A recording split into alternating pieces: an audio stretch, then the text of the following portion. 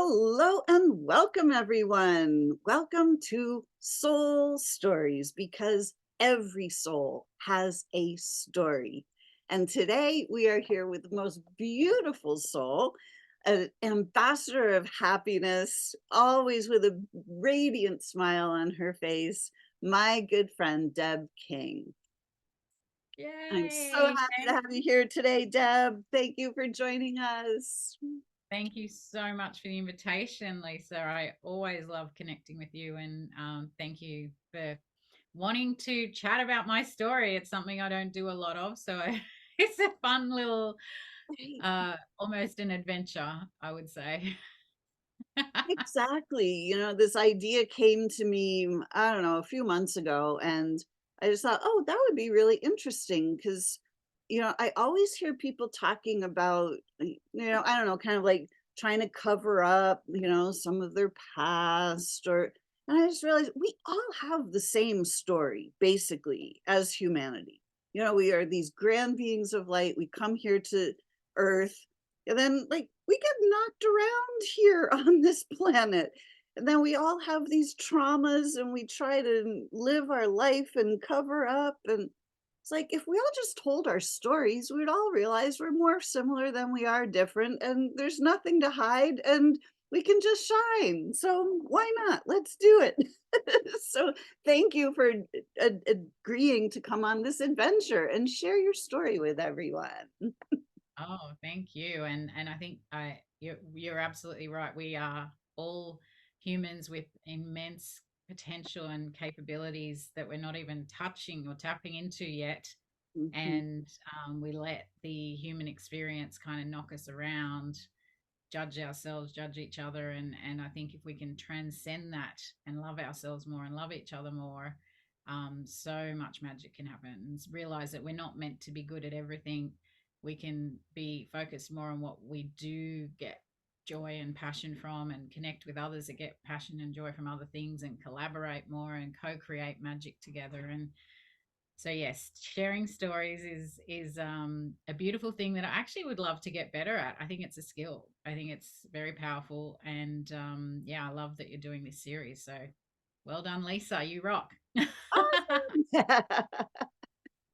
So, Deb, what's your story? Tell us about yourself.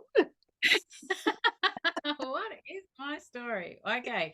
Well, I think like everyone, we have many stories. I mean, I'm 51 years old as of right now, and so yeah, how much we can share in a short space of time. What I would say is I have this passion and drive to spread love and well-being globally. And so when I reflect on my life, I look back and go, wow, it's sort of been all the whole time. That's sort of what I've been wanting, and all the different experiences have developed different strengths in how I can contribute in that space. So yeah, I was born and raised in Sydney, Australia, the other side of the world to you. Um, I love hearing what it's like in other countries growing up. you'll have to come visit. Yes. And so, yeah, I was very fortunate with having two loving parents, one sister who's 2 years younger than me, and also my mum's parents. So I had a lot of time with my grandparents as well, which I think everyone, they all had such an influence on me, probably particularly my grandpa. He was such a beautiful soul who, anytime you asked him how he was, he would say, never seen it brighter.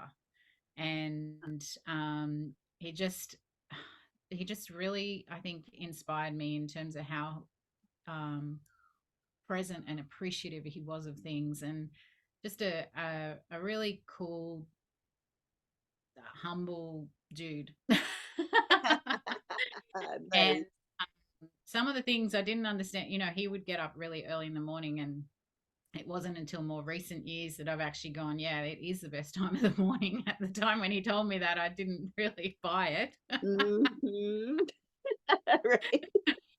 But as we speak right now, this morning I got up for a before sunrise walk and a dip in the ocean as the sun was coming up. And honestly, I just feel so genuinely happy from doing that. and it's so invigorating. And today happens to be, as we're recording right now, International Day of Happiness, which I resonate with, being a happiness ambassador. And yeah, so my life has been a happiness inquiry. I think when I was super young, I was very sensitive, oversensitive, didn't know how to handle it, and just then squashed all that for years, like many, many, many years. That was a lot from eat, like I would eat more than I needed. Also, I was also told eat everything on your plate because there's starving kids in Africa. Right. It's like, Like, send it to them here, they can yeah. have it. Which is now like it's such an interesting thing, the whole world of consumption. I think because grandparents and parents and people of a generation before me didn't have as much abundance and overconsumption of things, and also um, there was a bit more whole food, a bit more like there just wasn't the same access to what we have now, and all the different things that we can, the processed foods and all the things and all the fast food and all that, like it's a very different world now. And I think that that meant, even actually at uni, when I went to uni, we had the motto go hard or go home, meaning get as drunk as you can. If you're not getting so drunk, you're not supposed to be here, sort of thing. So it was like this constant message of overdo it, do not listen to your body, do not like kind of be be tuned into that in a way, and just kind of push it. So yeah, it was really interesting when I think about that. But yeah, so I was very lucky anyway. In general, had a great upbringing. However, I was very hard on myself. I was trying to be perfect. I would doubt myself and worry about what I'd said. I'd like really make it a big deal in my head. So I lived in my head a lot and was not connected with my body. And that was what's going on internally. Externally, I did sport. My parents both had their own business. We got to travel, and that gave me the travel bug. So also my mum and my aunt had traveled when they were young, where they'd gone to the UK and Canada and lived there, and I'd heard those stories, and that always intrigued me. So I had this. Plus, I am such a variety seeker. I never wanted to get up, go to work, come home, get up, go to work, come home. That was never going to be me. So I always chose unconventional career paths. I liked seeing people have fun. So I was a lot of hospitality, and um, did a marketing degree.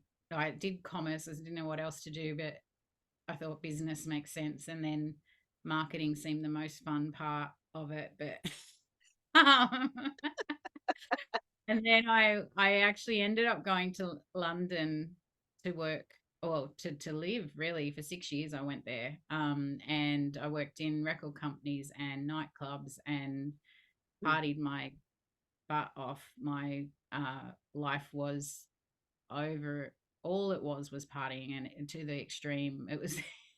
Wow.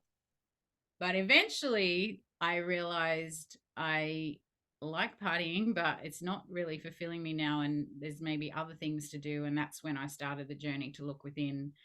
This was in, mm, well, it was over a couple of years, but by 2003, I decided things happened, decided to come back to Sydney, and then did my very first life coaching course, and that started my whole real deep dive into personal development, spiritual development, entrepreneurial development, all the developments. And then has been a big journey of amazing learning. I love to learn. A lot of yeah, a lot of things have happened in terms of my own career as a coach. I actually thought it would be easy to get clients when I first had a business. That was a rude shock. Even though I had a marketing degree and I was great at sales for selling other people, I was crap at marketing and selling myself. And You're right. plus the whole journey of like money has been the biggest classroom for me this lifetime. So the challenge of receiving, which all comes back to I just didn't love myself. I wasn't feeling worthy. And so it's been a real mission to understand how to love myself and genuinely be happy and really give myself what I truly like want, even needs, understanding needs and understanding all the things. Anyway, so we get to 2020. I was going to follow my dream to live in Hawaii, arranged a retreat for women in April 2020, and the world stopped traveling in March. So that didn't get to happen. Stayed in Sydney and then ended up creating a business with an amazing business partner who you know, Gabby Button. And we created the Wisdom Playground, which has turned into Coach Training Campus. And we just are, it feels like, have such clarity on spreading love and well-being through collaboration, supporting coaches who and healers and people who have wisdom to uplift humanity, helping those who help others, help them thrive in their business, and and also with additional kind of revenue streams and other aligned complementary products, health products, all the things. So that's sort of the big arc of Deb's life, the story. Oh, There we go. wow. So what was it like growing up in Australia, in Sydney? What's it like in Sydney? What's it like? Well, um, one of the beautiful things about Sydney is it is a very beautiful Sydney, a beautiful city. We have a Sydney Harbour, which has, and we have a lot of waterways. We have a lot of beaches. And I have a real love of the ocean. I feel it's my happy place. So I think people who grow up in Sydney, not everyone is into the water, but certainly I am. I have really good friends here. However, I think Sydney as a city is probably quite pretentious. And I think if you came here as someone that doesn't know anyone, potentially it would be hard to make friends. I don't know. I find that sometimes when you go live somewhere else, it can take a while to really, as an adult, get into living somewhere. I mean, I feel like London's my second home because I still have friends there from when I worked there, but and lived there. But yeah, Sydney has a lot to offer. Um, there's so many things that you can do. Beautiful walks, which I love doing. There's entertainment and things like that. For me, when I was younger, it didn't, I would party. I was a real party animal. I did a lot of partying, but it still felt not what I really wanted. That's why London was so great because London's a whole nother level in terms of size of population, amazing for all different types of music and like just the vibe and the culture. I don't know, there's just a whole nother level that London has, but then London does not have very good weather. London, London compared to Sydney. um, but like I missed when I was in London, I missed friends and family, but it was the difference between the cities is for me was the ocean. So yeah, what's it like? I mean, I don't know if that kind of what's it like for me, I can answer. What's it Yeah, like? exactly. Like Yeah, what it's was it like like for you growing up there? I think it was good. I mean, I played sport. I did softball and netball and tennis, and I had friends, and I had opportunities. My mum and with mum and dad having their own business, they worked a lot, which probably also kind of. I remember one time when I was really little, this vision of holding onto my dad's leg, not wanting him to go to work because Oh, I like it was like I just want to have fun. That's what I wanted. But right? which is partly why I probably had an interesting relationship with money because it's like, oh, I don't want to work anyway. Um, Yes. in terms of uh, growing up, we had a boat, and that was really nice. So our holidays, we would go on the boat somewhere, raft up with other people with boats, and have a really nice time on the water. So that was pretty special. yeah, other people would probably, maybe there's people that go camping and different parts, different things. So yeah, I think Australia has a lot to offer. It's a massive country. It's the size of the US pretty much, but with very small population and very few cities compared to. So there's like, if you want to travel from everywhere's kind of a long haul flight from here, everywhere within Australia can take quite a while, where you could be in Europe and travel through a few countries between Sydney to Melbourne or Sydney to Brisbane or something. So yeah, it's cool though. I think people are in general friendly, good people, and I think we had a very strong British influence initially, but then been very influenced by American culture.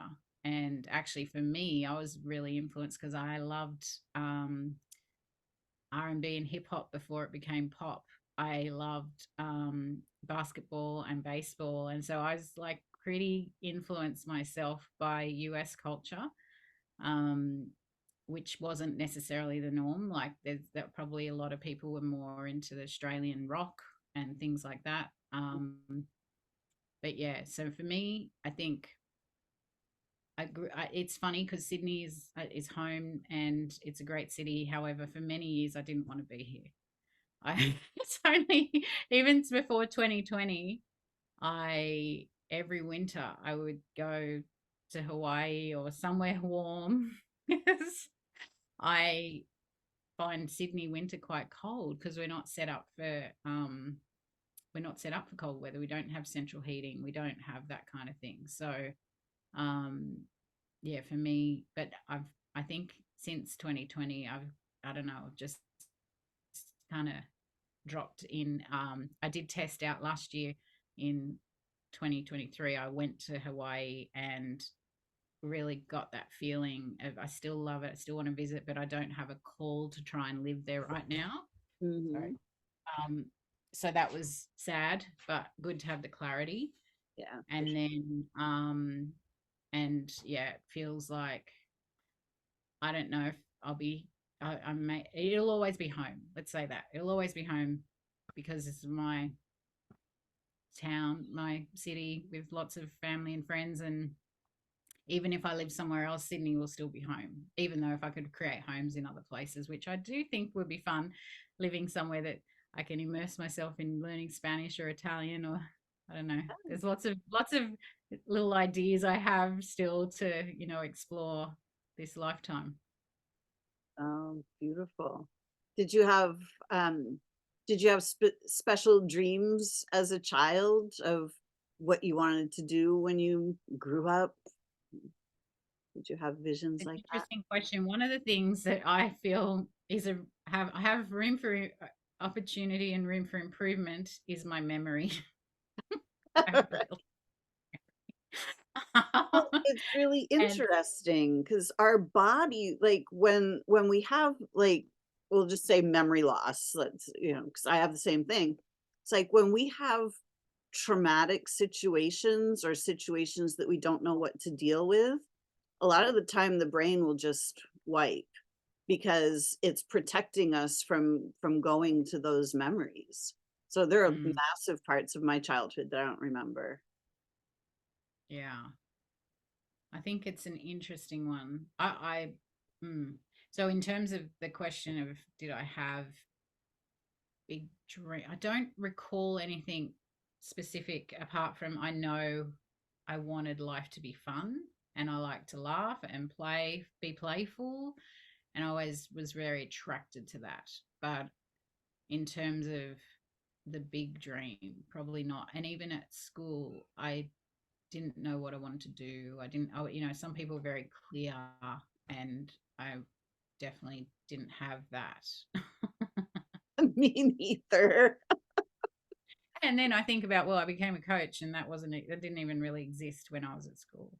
Right? Exactly. But it was stressful. I mean, that was stressful for me, when they would ask, like, "What do you wanna be when you grow up?" I'm like, "Don't Happy. know." And right? I know my friends would be like, "Well, I'm gonna be a lawyer and I'm gonna be a veterinarian." I'm like, "You're 8." Like, It's cute though when people think they were, and they can try it on. I think that I've been one of those people that sort of can see both sides of different things and sort of more neutral than a very opinionated person. So I think the people that can kind of go and claim something and make a decision is it's a powerful gift. right? The we our greatest strengths can be our greatest weaknesses, though, either in all ways. So the thing I did notice is when I like my working career, I worked in many different jobs. I worked like I actually can't count how many jobs But we have a lot in common. I And what I did notice early on was actually I was learning different things from each different work environment, which I thought was quite powerful. It wasn't looked upon well back then, in terms of back then you stay in something and you stick with it, and that was kind of valued. And Mhm, there's much about, I know a lot of people have been in their company for a long time, and there's some real benefits to that, and there's nothing wrong with it. It's just something that didn't wasn't my path. But what was something I noticed was the value I got from having different experiences like that actually also gave me a lot of experience and wisdom that was valuable. And it's nice to see that's a little bit more valued now than what it was. Like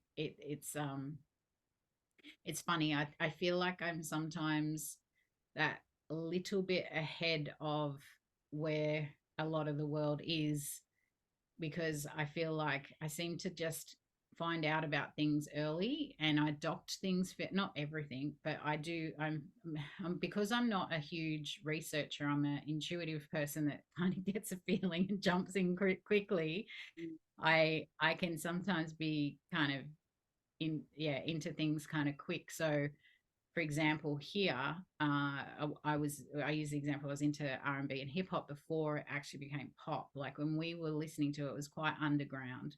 And then even things like Pale, I was into before people had really heard about it here. And yeah, I don't know, just different things is kind of really interesting. I think both you and I are into very leading edge stuff around health and wellness and stuff like that. So we get exposed to things very early on, and that's exciting. Embrace them quickly, mainly. I mean, not everything, but it's good. yeah. So Mm. when you had that experience with, you know, putting your arms around your dad's leg, like, "Don't go to work, like, let's play." How did that affect your relationship with money? Because, I mean, did it? Because, I remember a similar kind of thing, like, they're just going to get money. They're going to this job. A lot of them don't even like the jobs, when I was looking around at people, I'm like, they're just doing a job because they need a job. Like, this is like a nightmare for me. Like, I don't want this to be my life. Yeah, I definitely feel there was probably a few key things that influenced my relationship with money in a non-healthy way, Mm, or not a way that I I would like I where I've blocked it. I've kind of made stuff mean stuff about money and me, and kind of not wanting it or something, or not allowing it. That has been something that I think that that was a moment that I'm sure was an impactful moment. yeah. Um, yeah, it's a it's an interesting thing because, as you know, it's just energy. And I think what I'm passionate about now is just being an energy master. I think that that's an exciting thing that we all have the opportunity to be, because everything is energy. We're energy. And what if we play with it in that way?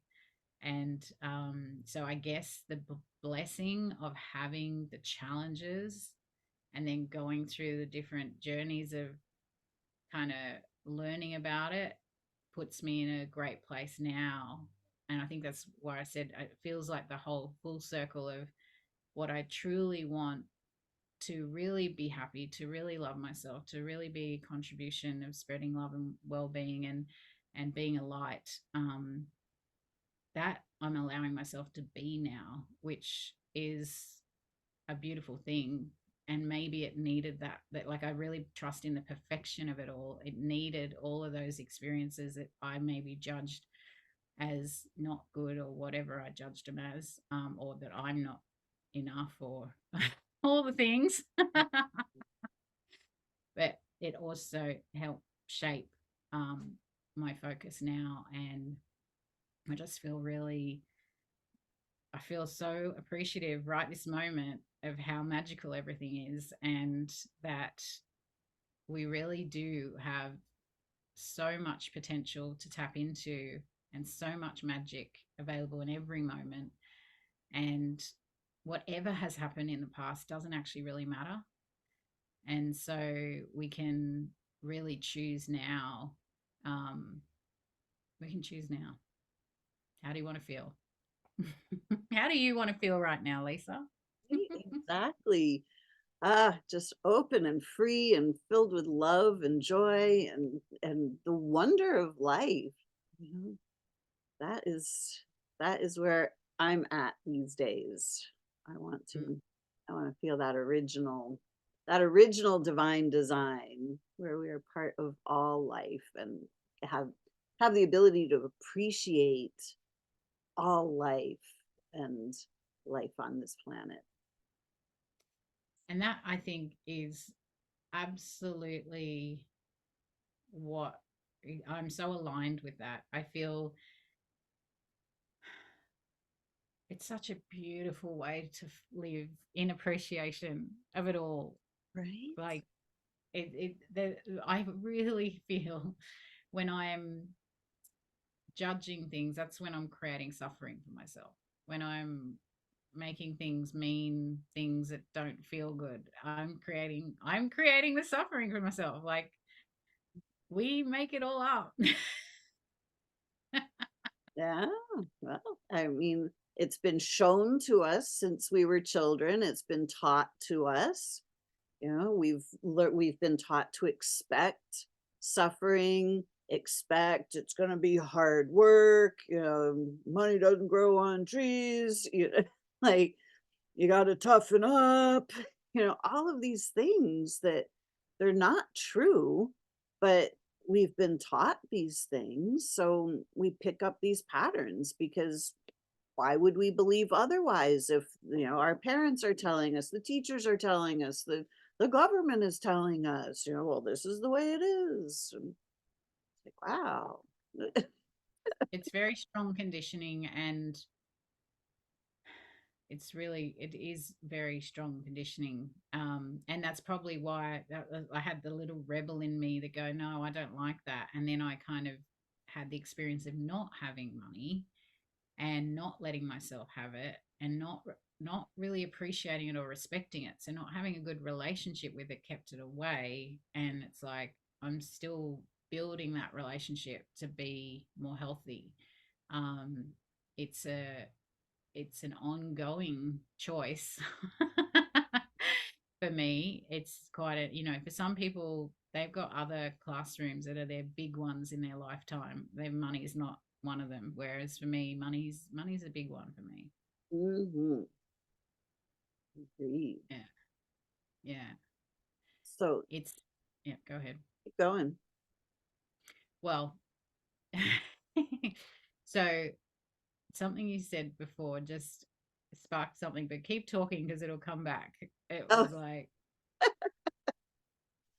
so when you were really young, do you remember like having inner knowing that like something's a little weird around here, or yeah, I remember having some very key experiences where it's like I got that awareness of my intuition was so right. I didn't have the word intuition, but it was like, I know that. Like, I just knew it was so strong. And that was super interesting because then, as I said, I sort of probably ignored it then for many years until I started really going, I really want to be connected to it, and been on my big development journey. But yeah, I questioned everything. Like, I didn't like I said, I didn't like the routine of get up, go to work, come home. I didn't like anything that wasn't fun. I went to church when I was young and went, this is boring. And why are there wars where these religious people are fighting each other? Like, it doesn't make sense to me. It was hypocritical to me. There was a phase where I went completely atheist and then have come back to having a connection with source, divine, God, whatever you want to call it, the universe. Um, so being okay with being spiritual without needing to be religious, Exactly. because realizing the fundamental core values of most religions is pretty much the same, pretty much love, pretty much as um, Yeah. but in terms of uh, the way they're living it is having all these rules that don't make sense to me. So, um, actually, I think it was the book Conversations with God that helped me see a different perspective with that. I don't know if you've read that with Mhm. Neil Donald Yeah, Neil Walsh, but Donald Walsh. yeah, yeah. So yeah, I think I was always sort of, I didn't fit into the norm of what society said, and then always did the unconventional kind of jobs and lifestyle, and even now have done that. And what that has required is for me to create my own definition of success, because I I was judging myself on a definition of success that my parents or society would have, which I was not living up to. I did not have Yeah. the big successful job and money and house and cars and husband and kids and all the things that sort of the successful life Mhm. is painted as. Right. Um, but yeah, finding my own definition was very powerful. And I think everyone would benefit from connecting with what they really, really see for themselves is a successful life, so that they can choose to create that rather than just trying to judge themselves against something that's not even important to them, or striving for a life that doesn't end up making them happy. Because I think that's the other thing I notice. I'm like, wow, all these people are going to work and working hard. And I mean, how many people are living in these very big, expensive houses, but they're not even really in, well, they're in them more now because people work from home, but they're all going off in traffic to work hard and try to make the money to pay for the things. And it's like that old, beautiful story of the fisherman who was just chilling, enjoying catching the fish on the beautiful beach, and then this businessman comes along and go, oh, you could catch more fish and then make more money and get more boats and make more, get more fish and the fisherman's like, for what? And so, well, so you can relax and enjoy your life. It's like, I'm already doing that, right? Like, um, so we have this wacky kind of, like you said, it comes back to the conditioning of what you're supposed to do. And I'm very grateful that I haven't bought into a lot of it. I mean, I've probably bought into some of it, quite a bit of it, because some of the conditioning is not conscious, but Yeah. So you um, can't like, escape I'm it. not present to all of it, but I definitely in general have challenged a lot of it and questioned a lot of it and chosen differently Mm. um, in many ways. So yeah. So how did your parents do with with your decisions? Were were they on I'm board and sure I supportive, or were they like, what is going on with her? very supportive. I'm sure they've questioned.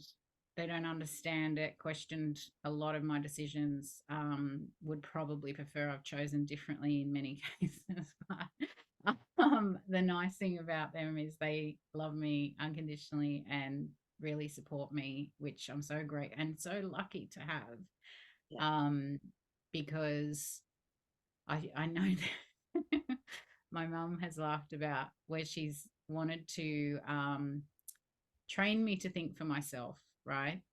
But the real challenge is when I think for myself and it's not like her, how hard that's been. I love it. Mhm. Yeah, but yeah, I feel very lucky. I am very blessed with a beautiful family who have been amazing. And yeah, I know not everyone has that. So I'm very, very grateful. Mhm. That's pretty amazing. Yeah, that's unfortunately that's not always the norm these days. And it's very difficult to be in that family, in that house where there's like this tension. Everything on the surface looks fine, but then there's like going on in the background. It's like, ooh. Yeah, and even in the families that are great, there's still challenges. Like it's not like if, we're all as humans. I think we're here. We make stuff mean stuff, even if other people haven't meant it in that way. It's like our own little soul human decides to make stuff mean stuff that creates all this kind of interesting extra Yeah, whatever. Yeah, so it's funny. You could grow up in the worst of environment or the best of environment, and you're still going to have stuff. absolutely. Yeah, we really can't escape it the way the world is set up these days, for sure. And the funny thing is, even the best of environment, worst of environment is still a label we're giving it, right? So it's still a judgment because actually there's no good or bad, right or wrong. We label that, we make that up as well. So I get excited with the thought of transcending judgment because it it it's so freaking peaceful to just be with now and what is without needing to make it judge it in a harsh way. Right? Yes. Yeah. I remember being 2 years old and going to bed at night and just being part of this incredible unified field of unconditional love. It was just all love and light.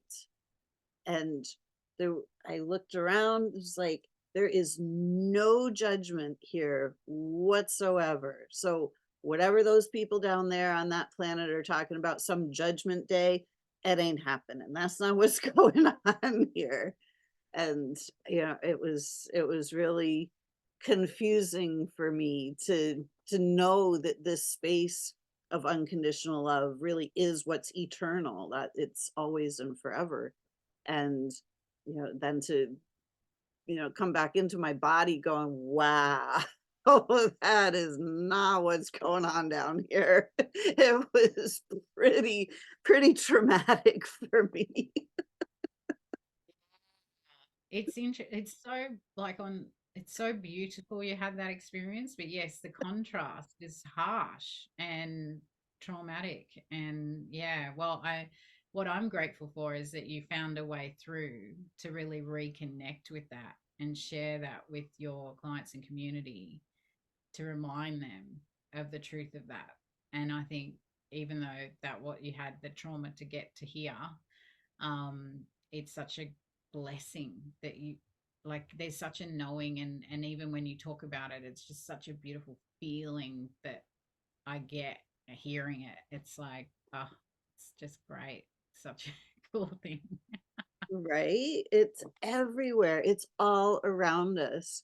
And it's just the ability to tune in to the subtle energies and to notice, like to allow yourself to go there in your awareness. And like it feels, because we've all been taught that, oh, that's just your imagination. That doesn't mean anything. Well, no, your imagination, like, is your awareness. Like, whatever you're imagining, whatever you're thinking is what you're placing your awareness on. And it's like if you intentionally place your awareness, then you can become aware of so much beauty, so much joy, so much love, so much abundance, so much good fortune. Like we are all so loved and so provided for. But we have to be able to let go of all of that conditioning where we've been taught to expect the worst, wait for the other shoe to drop. Oh, just wait till you get older. It's like, ooh, It's such a it really takes a conscious choice to be mindful where we focus so that we can focus on what we want more of. Like that's like you say, it's available every moment for us right now, right here, and we can choose to allow ourselves to connect with it and see it and feel it, or we can choose to focus on something that feels like crap. That's a that choice. That's the power. Like, I mean, how powerful we are. it's amazing, right? It's like, and then we realize, like, oh, well, that's probably why we've all been conditioned to give away our power so that other people could stay in power and we would be powerless when they are powerful. And, it's really the other way around. Like, we are always powerful. Yes, it's almost like we cannot be reminded enough of that because Mm. the world is bombarding with messages of not enoughness, of scarcity, of lack, of fear, of all the things that it's quite relentless and very, very influential. And so it does take something to keep coming back to the truth and connecting in with beautiful people like yourself and communities of like-minded, like-hearted people that can be uplifting and loving and supportive and great reminders and influences into focusing on the right stuff, really. Exactly. Amazing. And I'm so glad that you have tapped into your happiness. I mean, you spread happiness wherever you go. I mean, it's always a happy day when I get to talk to Deb. And I've never seen you in a funk or, like we all have like little, dips and, It happens. just, not that you're never there, but like I never see that. And, there's always that genuine happiness, that genuine caring, that genuine sharing. I love that. Thank you. Thank you so much. It's always lovely to have that reflected in terms of that would definitely be an intention. And yeah, it's not that I don't have my non high vibe moments. And I've learned not to judge myself in that too, because I am human. We're all human, and it's a funny one with the happiness inquiry because it started with me just being quite positive, and with even in the early few years of coaching, it was all about reframing. But I was still in my head, and energy doesn't lie. So the feeling of still the non-alignment with the feelings and the head stuff was still there. And so it's actually more powerful to feel what's feeling in the moment. I was petrified of feeling anything negative. So feeling the feelings, being okay to feel it, knowing that it will pass, rather than I probably thought I'd get stuck there or something. I don't Right? Yeah. Yeah, it's realize. when we don't allow ourselves to feel, we shove it all down and then it gets stuck in there. Yeah, the feelings, knowing it's actually energy, emotion, energy in motion. It's okay. It's going to pass through. And when we allow ourselves to feel it fully, actually on the other side of that is usually a peace, a kind of a, it's, it, it's not, when we really allow it to pass through, it we can notice it, observe it rather than suffer it. Like we don't have to bathe in it. We don't have to kind of live in it and stay in it forever. If we really allow ourselves just to let it feel. And that was something very powerful for me to learn, and still it's an ongoing practice to keep doing that rather than the old pattern of just not feeling and just keep moving on or put a positive spin on it or whatever. It's like that's not actually true happiness. that's a, that's a I guess where happiness gets a bad rap, where people think it's a Pollyanna thing. Mm. um it's sort of, there's so much depth. I guess any topic has so much depth, and there is a depth to genuine happiness that is quite beautiful. And different words get thrown around. I mean, the funny thing is, when I first did my very first life coaching course, I had to do an assignment, wanted to use the word happiness, and they made me use the word fulfillment, because back then Oh, happiness wasn't even a word you talked about that much. wow. How wild. I know. So a lot's happened in 20 years. Luckily, happiness is talked about and embraced and much more in our society, thank goodness. Um, but yeah, so it's interesting because it's, I guess, certain things are hard to put words on. And yeah, maybe there's some new words to be created around happiness and joy and truly feeling all the levels. Actually, I think the Greeks have a number of words they have for different types of love. Um, I must look into which language is really nailing the most words for these types of topics. Right? Like the Eskimos have however many words for snow, right? It's like, who has the most words for happiness? I love it. So how did you discover your love for coaching? I It's funny. It had, before I came back to Australia to do the life coaching course, it had come into my awareness a couple of times. I'd met maybe a couple of people involved in it, and it just, there was this buzz within me that was going, "Oh, I'm really interested in that somehow." And then decided to do this course. I actually realized I don't think I had even been coached before, but as soon as I did that course, I was so in love with it. I absolutely love, I always, even when I was working, I was a manager in nightclubs. Before a manager, I was a bouncer, but when I was a manager, I actually really liked training the team to do things better. So it was like there's always this kind of in me, and I was always, people would talk to me about stuff, so I was a listener. I was kind of that person that had a positive spin on things. So it's kind of, as a natural coach to a degree, but when I did the training, that's when I really realized what active listening is. I thought I was a good listener, but wow, I was still someone who was waiting for my turn to speak. I wasn't necessarily really able to, like, I've developed that ability to truly listen actively, and how powerful that gift is when we do that for someone, asking really empowering questions. And I don't know, I just loved it so much. When I first learned, I was learning a framework called the Grow model.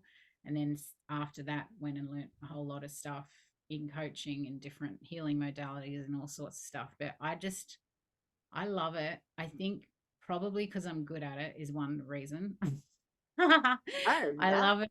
I love it because I do love supporting people and focusing on the positive rather than, it's sort of it is a positive momentum forward type conversation versus a boring conversation. Um, and I love it because I get to listen and ask questions. I don't have to know the answers, and I don't have to remember much because I'm not really. Love So it. I'm a great coach, very confidential, because what you tell me is probably going to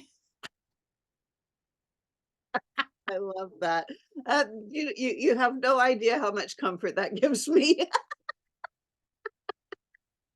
People have told me so much stuff. Honestly, I couldn't even tell you the detail. If someone like held a gun at my head, I'd be like, "I'm sorry, I got nothing." Right?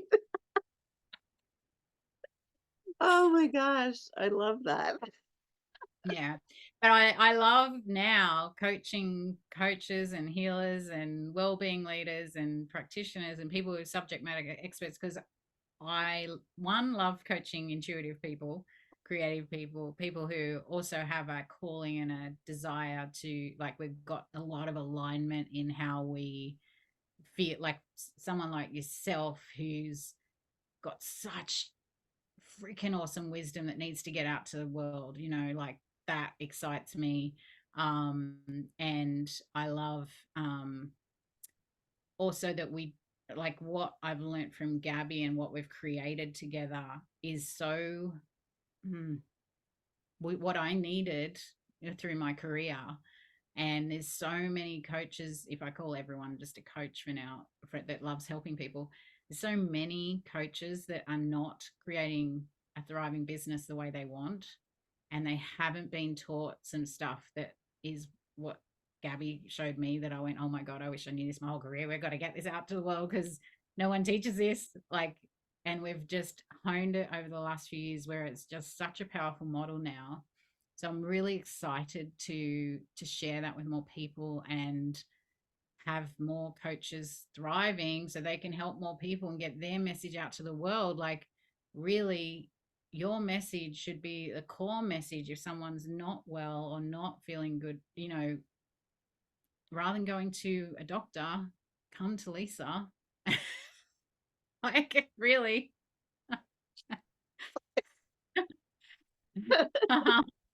And I know you're kind of moving more into even more exciting consciousness stuff as well, but um just that whole there's other choice. If we have a dis-ease in our body, there are other choices than what has been society's conditioning in the path you go. And I would love to see more people like yourself and Deanna and other amazing practitioners that just know how to help people transform stuff, um, doing that with more people. So that's what I'm excited about. Yeah. The two of you are such a great team, and you have such great wisdom to share. You've helped me tremendously in the past. I've watched you help other coaches, and it's really quite spectacular. So if there are any coaches out there that are looking to start a new business or increase their current business, please reach out to Deb and Gabby. They can do wonders with you. Thank you. Yeah, thanks. I feel it's funny. I it's like I know that even more than ever before. It's we have a in our model now we have a power skill called value embodiment, and it's like, oh, I am really feeling I am embodying the value that we bring on a whole new level than ever before now, and that's really exciting, because too many, particularly women, particularly 40 plus, 50 plus, we've got so much wisdom. And for some reason, the conditioning and all the things, we've kind of doubted ourselves and not fully expressed it and not really got it out there in the way that the world needs. And it's time. And so that excites me as well. Beautiful. Yeah, it's sometimes even in this day and age, in the social media and network, it's often hard to get the messages out there that are not the mainstream messages. They get, oh, we'll just push this message over here because we don't want people to see that message. We want them to see this message. That's, yeah, there's a lot, a lot of, when it comes to media, very interesting things going on. It's yeah, let's just say interesting for now. But yes, the opportunity is for those of us who do have wisdom to share, a calling to uplift others and bring their special genius to supporting other people. I think there's such an opportunity for us to come together, collaborate, continue to support each other and allow ourselves to receive the support we need to really shine and really allow ourselves to have the business and life that we our heart truly desires, like that is available, and it's not probably going to look exactly the way we think, but it's going to be a magical adventure. Absolutely. And that's why we're all here, is to have a magical adventure on this gorgeous planet. So let's start spreading happiness. Let's find the things that light up our soul. And let's all gather together in community and support each other and lift each other up. I love that. Deb and Gabby. So coachtrainingcampus.com, I presume. That's where we're at.